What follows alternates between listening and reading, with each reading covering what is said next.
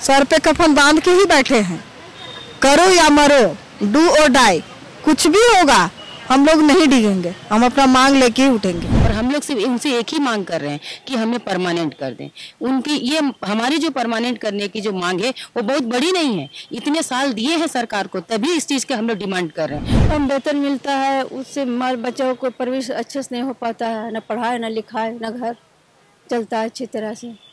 स्थिति बहुत दयनीय स्थिति है। जैसा इतना दिन से कर रहे हैं, हम लोग का कोई सुध लेने वाला भी नहीं आ रहा, ना कुछ पूछने के लिए। स्थिति तो देख ही रहे हैं, बहुत अधिक खराब हो गया, चिंताजनक है। दो बच्चों का पढ़ाई लिखाई होगा, घर का राशन पानी भरण पोषण 15,000 में संभव है मैम? कहीं से भी संभव नहीं है। आज तो हमारे अधिकारी और नेता लोग 15,000 के जूते पहना करते हैं।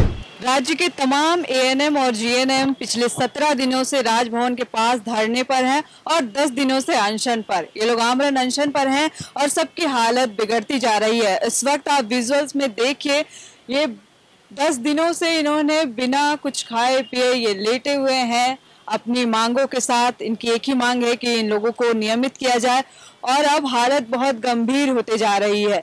कई लोग जो है 21 लोग अनशन पर बैठे थे और इसमें से 7-8 लोग बीमार हो गए हैं, सबों को सदर अस्पताल में भर्ती करवा दिया गया है।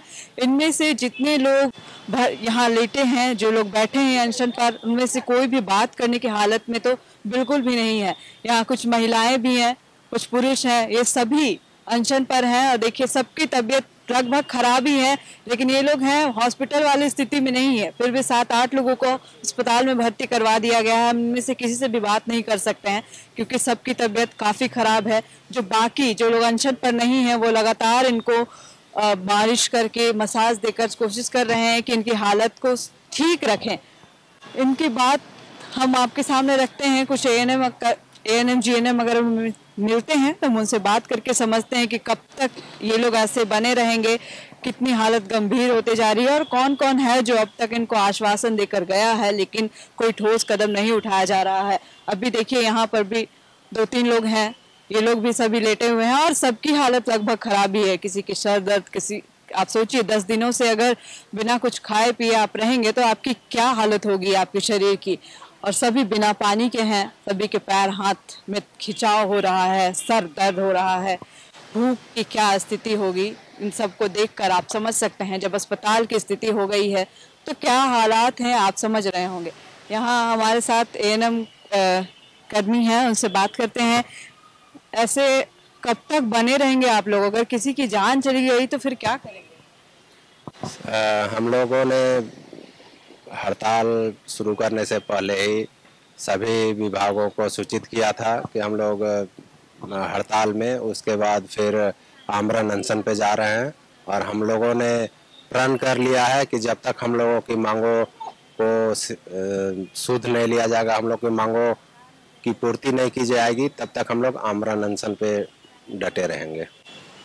अगर किसी की जान चली जाती है फिर क्या करेंगे आप लोग? ऐसे तो हम सभी स्वास्थ्यकर्मी हैं तो हम लोग उसका ध्यान रखेंगे। और रहा बात अनशन करने का, आमरण अनशन में हम लोग बैठे हैं, सब चीज़ को सोच के ही बैठे हैं। सरकार को हम लोग की सुध लेना है, सरकार को हम लोग इतने अच्छे से तरीके से हम लोग बताए हैं, सब जिलों में जा के बता रहे हैं कि सर हम लोग को इस तरह से ध्यान दीजिए जाए, कम से कम वो कोई और दिन का नहीं, वो 2 साल का कोरोना काल को देख करके कम से कम आए। और हम लोग सिर्फ उनसे एक ही मांग कर रहे हैं कि हमें परमानेंट कर दें। उनकी ये हमारी जो परमानेंट करने की जो मांग है वो बहुत बड़ी नहीं है, इतने साल दिए हैं सरकार को, तभी इस चीज़ के हम लोग डिमांड कर रहे हैं। और हम लोग इस सरकार से बहुत उम्मीद लगाए हैं और हम चाहते हैं कि ये सरकार सुने और वो जरूर सुनेंगे। इन भाइयों और बहनों को इस तरह से खोने नहीं देगी सरकार। हम चाहते हैं कि वो सुने और हम लोग को समझे। और हम जानते हैं कि इन सरकार में 2014 में जो जिस तरह नियमितीकरण किए थे तो इन्हीं की सरकार ने किए थे और इनकी जिम्मेदारी है हम सबको देखना। और हमें आशा, पूरी आशा है कि हम लोग को देखने के लिए सरकार हमारे पास जरूर आएंगी। कितने दिन हो गए आप लोगों को? 17वां दिन है हड़ताल का और 10वां दिन है आमरण अनशन का। बताए तो जब तक हम लोग की मांगों को पूर्ति नहीं किया जाता है तब तक हम लोग रहेंगे ही। इस बीच कोई आया, कोई आश्वासन?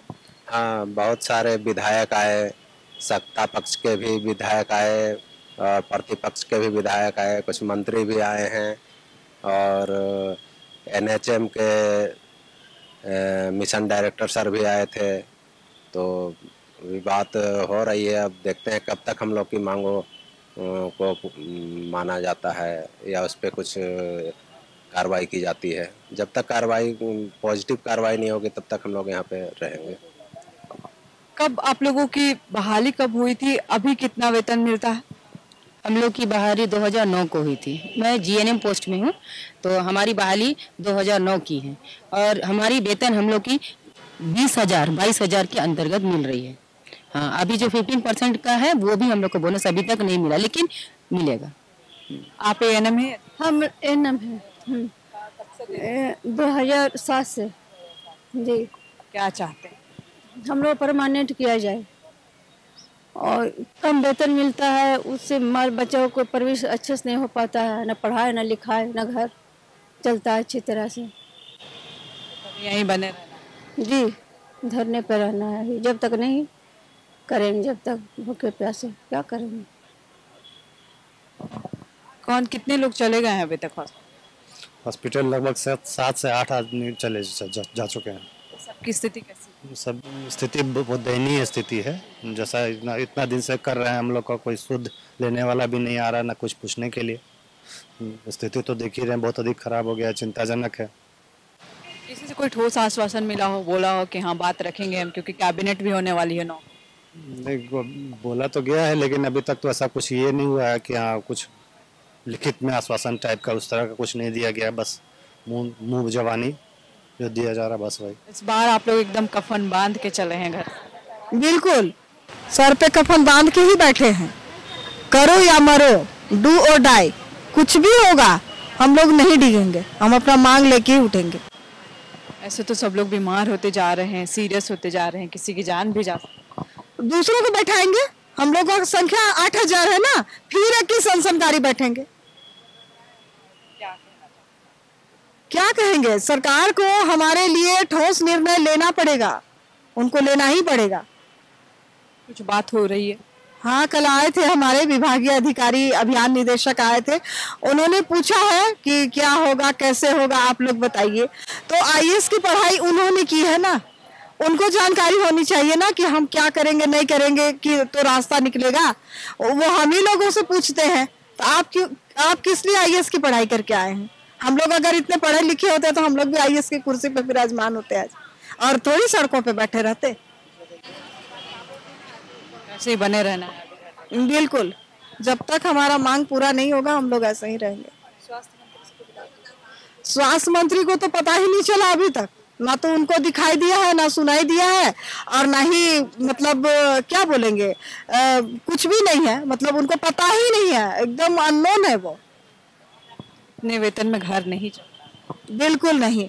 15 से 20 हजार लगभग, मतलब जो 17 साल 18 साल 19 20 साल हो गया उनको लगभग वही 18,000 लगभग मिलता होगा। 15 से 20 हजार में घर चलना है मैम। रांची में आदमी रहेगा, 2 बच्चों का पढ़ाई लिखाई होगा, घर का राशन पानी भरण पोषण 15,000 में संभव है मैम? कहीं से भी संभव नहीं है। आज तो हमारे अधिकारी और नेता लोग 15,000 के जूते पहना करते हैं। बन्ना गुप्ता जी से कुछ बात हुई आपको? जी, स्वास्थ्य मंत्री से भी बात हुई, वो बोली इस प्रक्रिया को हम देखेंगे। 7 तारीख को 6 और 7 तारीख का आश्वासन दिए हैं, और वो बोले कि हम मुख्यमंत्री से बैठ के इस प्रक्रिया में आगे ध्यान देंगे। आप लोग को आश्वासन मिला हुआ है। तो अनशन पर हैं ये लोग, लेकिन तमाम जो नेता मंत्री आ रहे हैं उनसे इन्हें आश्वासन मिल रहा है कि अगली जो कैबिनेट होने वाली है, जो बैठक होने वाली है, उसमें इनकी पक्ष को रखा जाएगा, और हो सकता है कि इस बार कोई ना कोई सकारात्मक जो पहल है वो सरकार की तरफ से इन लोगों के लिए की जाए। लेकिन फिलहाल इनका ये कहना है कि जब तक इनकी मांगों को नहीं सुना जाएगा तब तक ये इसी तरह से अनशन पर और धरने पर बने रहेंगे। सालों से मेडिकल एग्जाम प्रिपरेशन के लिए झारखंड में है सिर्फ एक नाम, बायोम, जिसने दिए हैं highest number of selection from Jharkhand in NEET 2022। और अब बायोम लेकर आए हैं नीट 2023 में अपीयरिंग स्टूडेंट्स के लिए सुनहरा मौका। ज्वाइन करें 4 months crash course starting from 9 January 2023। Enroll now. Biome, a leading institute for pre-medical exam. thefollowup.in. Like, share and subscribe. www.thefollowup.in